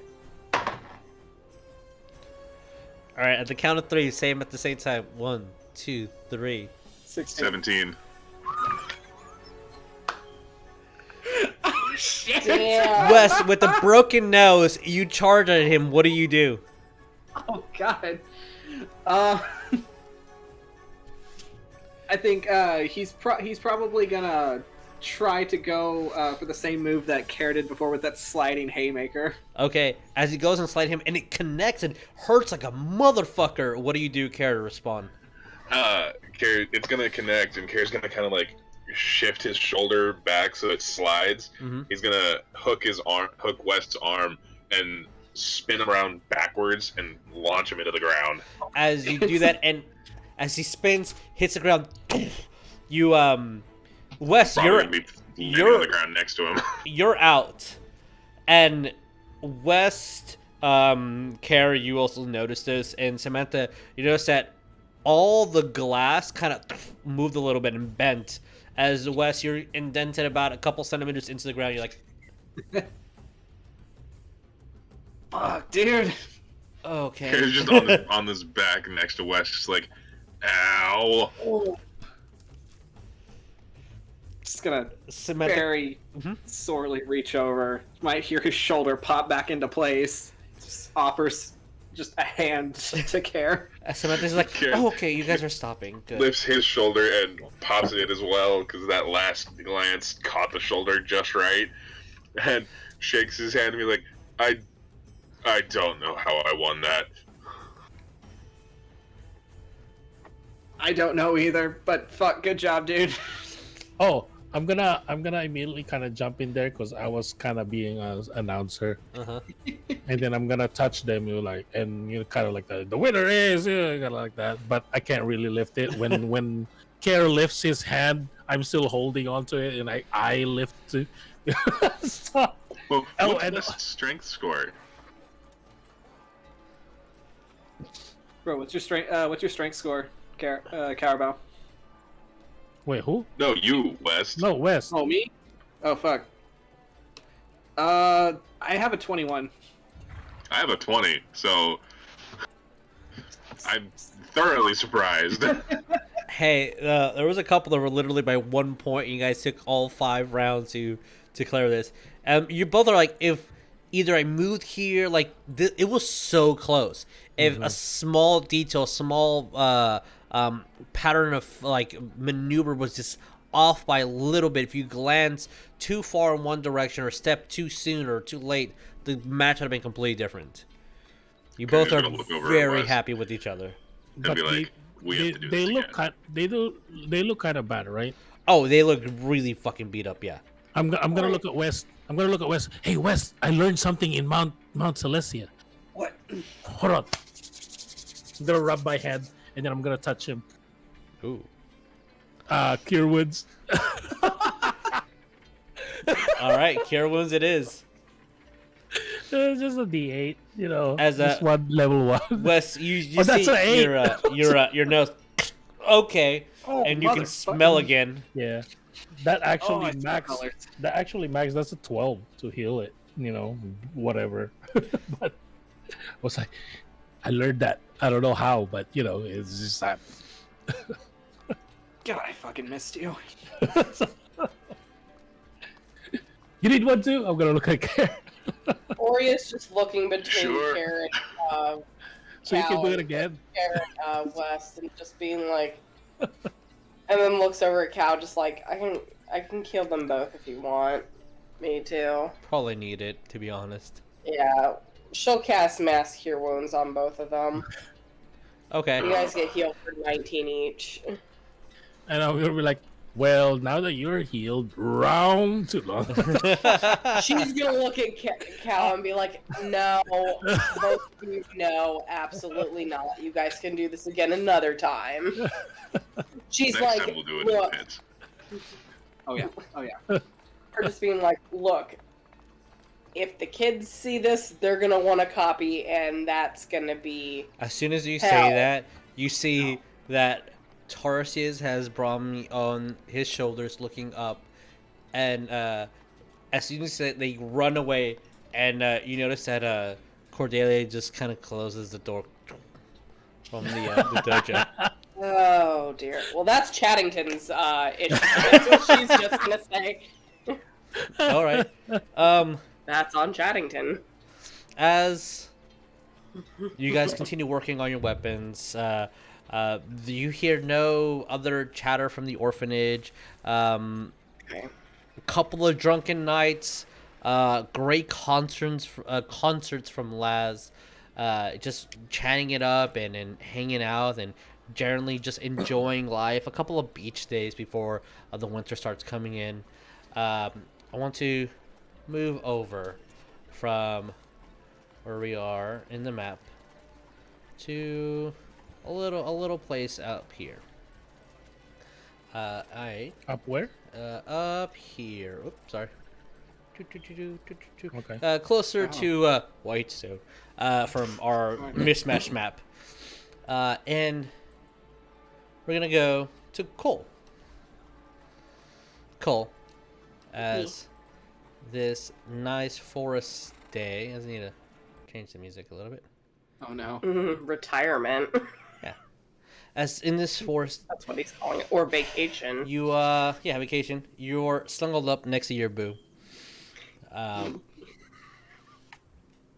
As you looking at your green skinned man and kind of looking around and surprised that he's not up. You see that one wretched squirrel that just keeps on bugging him, and you're like, just 5 more minutes, just 5 more minutes.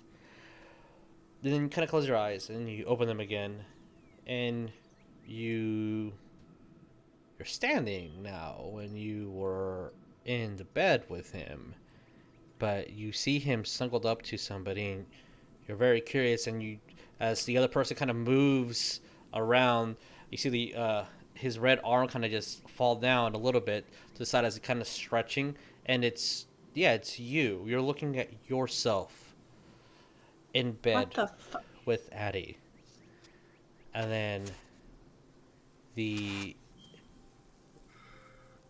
summer wind stops. You stop hearing the birds. You stop hearing the squirrel nearby. And then a hue of red starts glowing in the hut that you guys are in.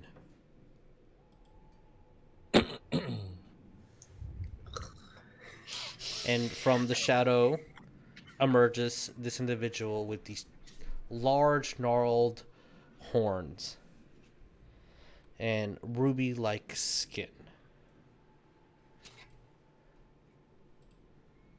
Anything that you're doing? Well, I'm assuming he was standing, so yeah, he's standing a little bit straighter. Okay.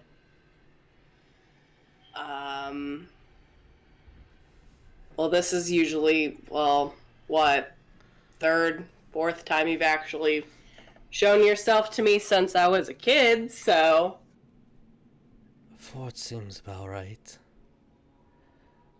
I do want you to know that I am very pleased at everything you've done. For all intents and purposes, you are free of all your duties. You protected my younger, let's call him passionate, brother. And I couldn't be happier. But I do have one last request to ask of you. And it's, you can choose to take the deal or not.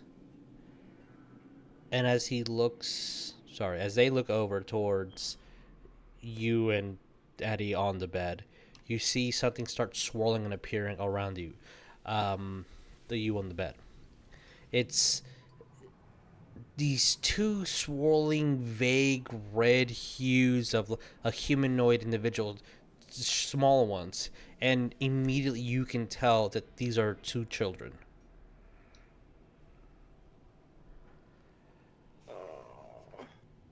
If you want, your dream isn't just a dream. It can become true and actual. I will admit that my brother is a brute, but he does know how to conjure a ritual that may assist you in what you both want. And that is the truth. You're not bullshitting me on this. Like, No. Cole's just kind of like looking, it's kind of like, am I being punked? Am I, So, he can pass on the information and just hand it to you yourself. I have... As if he's gonna give me that information. It's the joke, isn't it? You see, there is a small little issue, as you were hiding him from those that do not wish to see him, since if any of the things that we've been setting in thought in motion, he noticed his passion, to not call him an idiot, would get in the way, and he would bring attention, and we don't want attention. We want small, subtle cues to awaken those that are being blinded by the light. Anyway, that's the long con that we'll still play. For right now, my younger sister has left her first throne and saw that there was a vacant seat in the second. And since he's not there, she has claimed it. That's all fine. Us 7, we do like to seize power where we can, but there's an issue. Since no one is guarding the first level, my pet is getting quite restless, and I fear that if she gets loose... Let's not get there yet. All I need you to do is take your friend back to the city of Dis. Let my brother out and let him sit on his throne. It sounds easy. You just have to take off her crown. It is surprising that she's chosen to take the form of... Oh, what's her name? It's an uncanny... It's the tip of my tongue. And as they say that, you see the little forked tongue that Asmodeus has. Oh yes, you call her Avacent.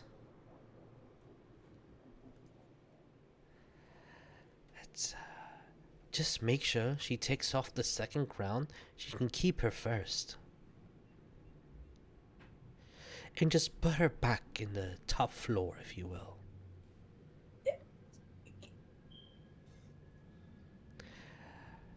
I ask you because you have a very specific divine assistance. And as long as both of us are assisting you, and I've already spoken with him, he plans to also give further aid. It's embarrassing to leave others to fix our family affairs, but he is a brute and he will break things that do not need to be broken. And I've trusted you with important things, and I think you're the only one who has the delicate touch and sensitivity to do this without alerting the mountain under the sun.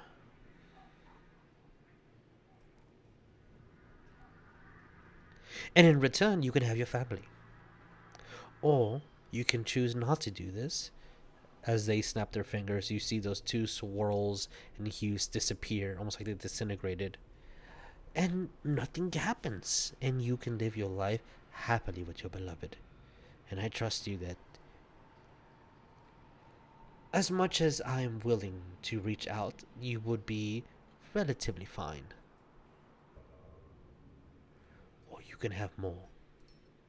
And you feel something warm grab your arm and hug, like these two little arms, and something hug your leg and squeeze tightly.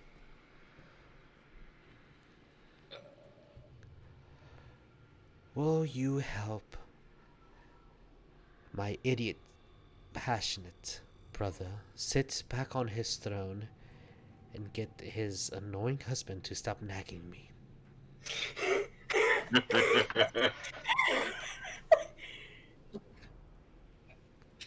Yeah, Cole's just... Yeah. Yes, I will. Great. As they move their hand, you see all your things already packed. And as the curtain lifts from the front entrance, you see a horse in complete, like a pitch black horse. And as they look at you, their eyes are sunken in, and a carriage behind. Everything will be provided for you, and I assure you, there's no need to stop. You'll get there as fast as hellishly possible.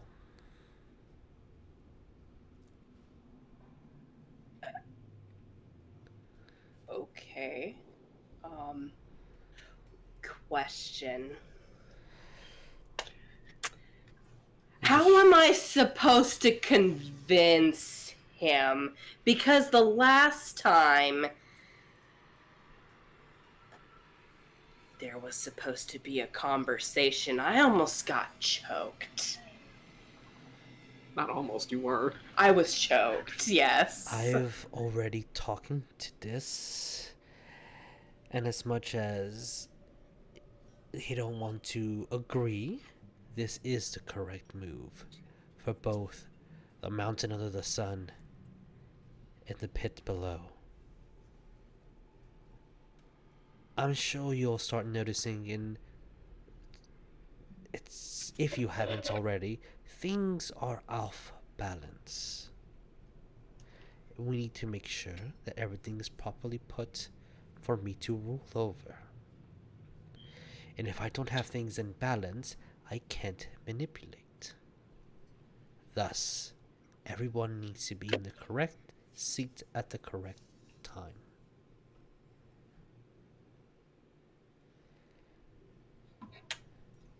Cole just like got it pops. Just Alright, just roll over the world tab. Alright, cool, got it. yeah, Alright. like sure. Okay. Take the time. Although I know I'm not gonna question that. Take all the time you need. Say bye to your beloved. Okay. And I wish you the best in this endeavor. If not, I'll see you soon. That sounds like a fucking threat, but okay, I'm not voicing that one out loud. As you think that I don't have to. There is a chuckle. See you soon. You see that they're about to say something, and then they choose not to, and then slowly you hear a slither as it seems like a shadow of a snake kind of crawls the ceiling, and as you look at it, Asmodeus is no longer there. There is a dark as night horse outside in a with a carriage that they're pulling, and it does not look like that horse can pull that big of a carriage, but they're gonna.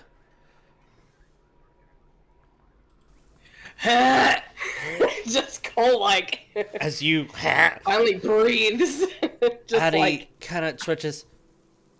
Cole, what's the horse doing out there? Whose horse is that? Yeah, he's like, who brought a horse? Who are you? Do I know you?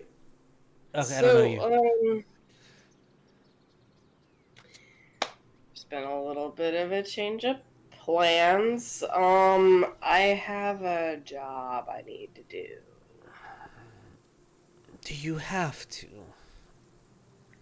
It's not so much as that I have to, it's something that I want to do. Do I have to go with you? You don't have to. Okay, and kind of just turns over and puts the gun over there. So, all right, just don't get yourself killed. And kind of just snuggles in. I can do my best on that one. What do you do, Cole? It looks like Addie's is going right back to sleep. Yeah, Cole's pretty much just gonna like gather his stuff and just as he's gathering his stuff, he is gonna go back over to Addie once more and just kind of, without trying to really like mess with him too much, just kind of give him a little bit of a hug, and he's just gonna kind of caress his face a little bit, and it's like, yeah, it's like, I am going to make sure that we get this family. You see that he smiles a little bit. And as you get up, he's like, you missed something. Kind of just points to his cheek. Cole's just going to roll his eyes and just give him a peck on the cheek. Smelly man. Yeah, and it's like, just again, kind of voicing out loud, it's like, I always told myself, yeah, I'll go through the, all 9 of the hells to do this, and whoopsies. You didn't realize that might actually happen. Yeah, it's like, yeah, thanks, Asmodeus. You actually took that literally. He said, "Bet fam, let's do this." Bet. Here you go, you little shit. It's let me call your bluff real quick. As you all your stuff is magically packed and everything that you need. The trip is incredibly fast. It takes you about a month to do 3 months worth of I'm travel. sorry, I was gonna say you said everything, and I feel like one thing would have purposely probably been left out, but Cole has to go and grab him anyways. He's an asshole. Which would have been Mark Anthony. Yeah, all right. That's an additional asshole move. I love it. There's layers to that joke. There is layers to that show. Can you imagine? He left me behind. He's like, I can't imagine why. As the travel is incredibly fast, and when you get in the cart, the horse immediately just starts pulling, and you have everything you would need: food and supplies, and enough room to cook and sleep here. And you have a couple of books that are brand new, just like, oh, I've never read this. Just entertainment, as it's almost like daddy, if you want to call him that. Doesn't want you to leave here and get there as quickly as you possibly can. As you make the trip incredibly fast. Just due to time. And we can continue this on the next one. I do want to end with us back at Kaer after you guys met. With a very specific conversation that you're having. As you all meet, the information is passed to everyone. As Cole, you're there. You see as the horse officially steps into the area of Kaer. Their hoof kind of goes into the ground, as it's almost like they're being disintegrated. And each step, it's almost like it's just dissolving and just going into the earth. As you step out of the cart, and you just see the cart start breaking apart, and these snakes just start crawling out and burying themselves and just digging into the hole. And there's no trace of the cart or the horse or anything. As one of the working Loxodons looks at you, did you see that? See what? Yeah, no more. I'm gonna stop going to the Sea Devils for a bit. That's some strong ale. I gotta make probably mentioning to them, it's like, yes, and by any chance of the Elysian Vagobonds there? Or that you know of? All the time. Gonna meet there. Okay. That's where Cole will probably head off to. As you reunite with the Vagobonds, and Elle gives you a shot of whiskey, since she knows your tolerance. And you guys catch up and deliver the information. We're not considered as fun again. As yeah, Cole and Cal like officially get to meet now. Yeah, Cole and Cal get to officially meet. That'll be fun. So I guess I don't know what the proper music for this would be. You do see two individuals are coming into the tavern. You hear one say, all right, just make it fast. I don't want him to see me in the city. Just make it quick. You can go back into the pocket.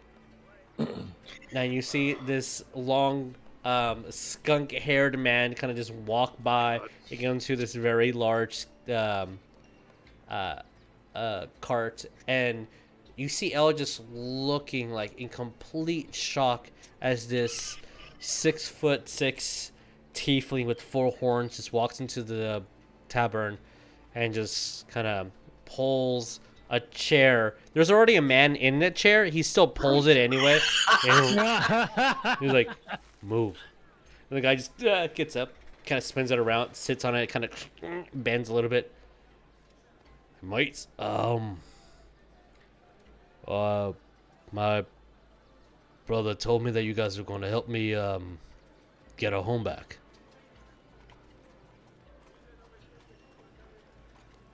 We're doing what now? Cole just peeking around west, just like...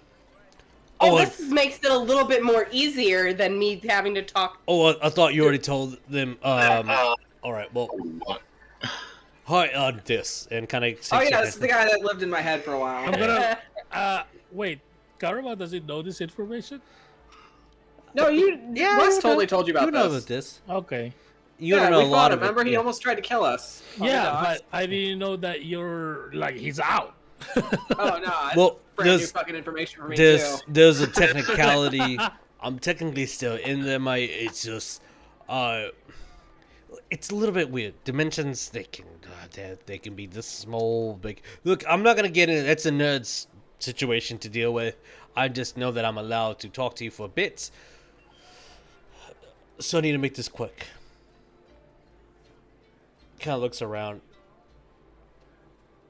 And also looking at him, he's like, "Oh, in a minute, one minute." As you guys are gonna go down to, are you gonna kill her? I can't know any details. I just know that you're helping us go back home, and I got your paperwork. It's in there. It's got your name on it. What's your name again? I'm looking at Cole. Wait, what? Huh? He's looking at Cole like, I got it. I got your paperwork. It has your name on it. What's your name again? Cole. Yep, Cole. It's on there. It's legal. It's binding. You see that his purple claw nail kind of like moves in the air and shines a bit, binding and everything. Trade secret if you didn't know. But if you're gonna go down there and mess with Sis, she can be a bitch. So I want to make sure that you guys are prepared and know what's up and up. I don't know exactly how the nerd has it planned, but he said I can help, and I'm going to. Kind of looks over at you. You Kaer.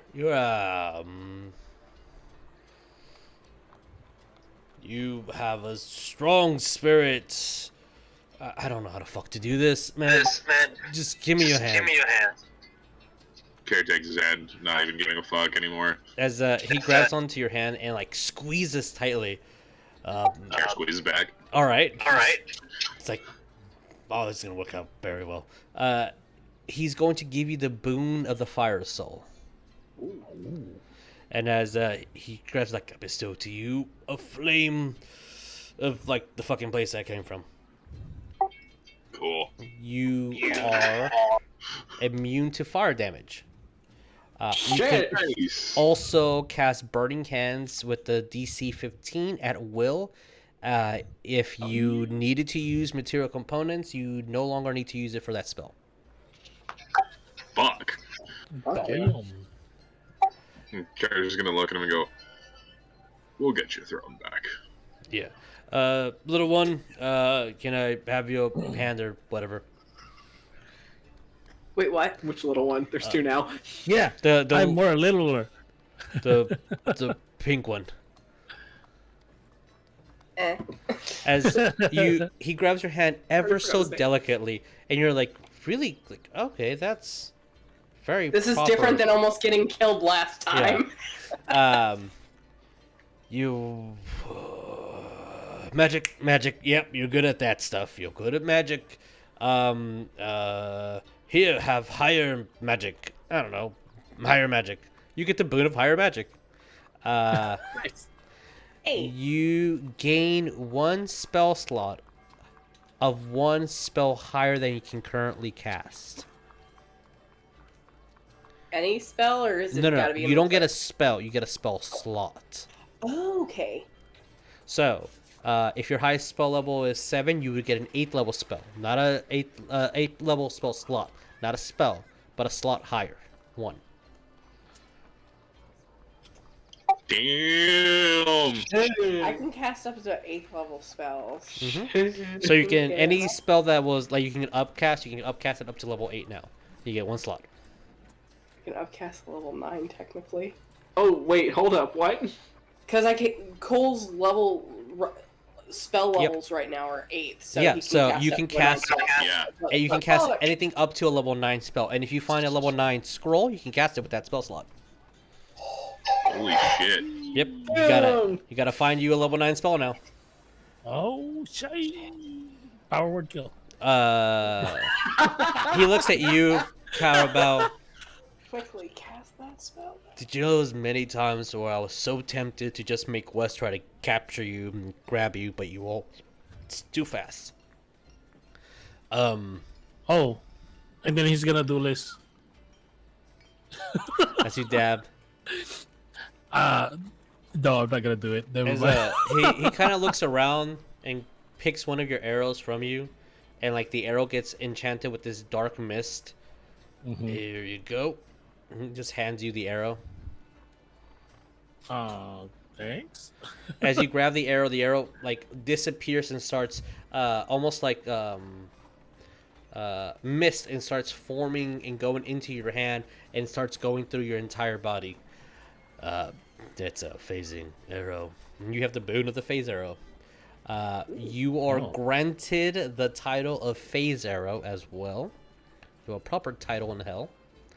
As this is obviously explaining all this to you. Once per once per day, you for 1 minute, you can shoot arrows through any magical barrier or any cover, even through solid structures. Ooh. If you know where a creature is, and you shoot through like solid matter, you will take a -5 penalty to the attack. But if they can't see you, and you shoot your arrow when you're in your phase form, it's sneak attack damage. So if you shoot through like solid stone and you know somebody's there and you hit them, it's sneak attack damage because they don't know you're there. I will copy and paste all these spoons to you guys in Discord. I imagine he's reading this over like a little pair of glasses and like a nice like itemized list that was written for him. Yeah, exactly. As he kind of looks at you, Wes, wait, I owe you a lot. If it wasn't for you, I wouldn't be reunited with my husband and the little one too. No. He kind of stands up and like grabs Cal, shoves you out of the way, sits next to you, like just grabs you, switches seats, and just embraces you and gives you a big hug. I will accept that hug very much. As he gives you a hug, mate, I just wanted you to know that you fucking died. I don't know if you were aware of that, but you did fucking die. And you were born new. He's granting you the title of Rageborn. What is that? That sounds nice. When you are raging, you become immune to the unconscious condition. So, when you're at 0 HP and you make a death saving throw, like normal, if you succeed, you continue. If you fail, you continue your rounds until you are declared dead. If you get a natural 20, you come back to 1 HP. If you succeed 3 saves, you are back. You're still not unconscious. You're at 0 again. If you fail 3 saves, you do die, but you're conscious the whole time, and you're acting like normal as long as you are raging. The whole time. That's dope.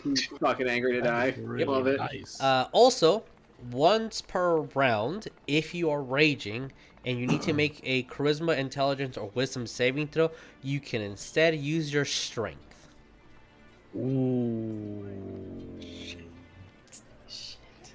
Oh, Ooh, we just that unlocked new is- potential. As he's looking at you guys like, "Oh, can I get an ale? Just one for the. I gave you my fucking bar. Can you give me one for free?"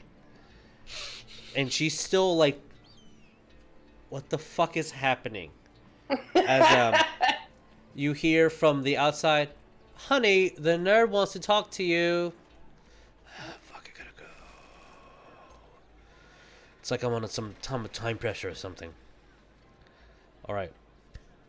I'll see you guys next time. Bye. He just kind of gets up and just nonchalantly walks away as he just granted you guys godlike boons. Cole's just sitting there just like, so I have a lot I need to catch up on with you guys, I think. I would say so. Yeah. And that's where we're gonna to close today's this week extended a little bit longer than we should.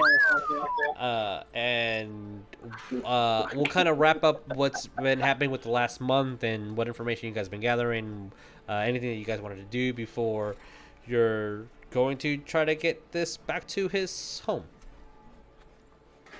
and out of Wes's head. I have the perfect response to this, and I'll post it later. All right. So, thank you guys so much for being here and watching us do our shenanigans. We will be back in 2 weeks. Next week, Vic's gonna do an awesome another thing that involves these two crazed lovebirds going on a ship. I am learning how to sail a ship in a hurricane right now, and it is... Y'all are in for it. I'm excited. Fuck yes, I'm excited too. All right, guys. Much love. Please take care of each other. Please don't forget to love one another. We'll see you next time. Adios. Bye. Bye. Bye.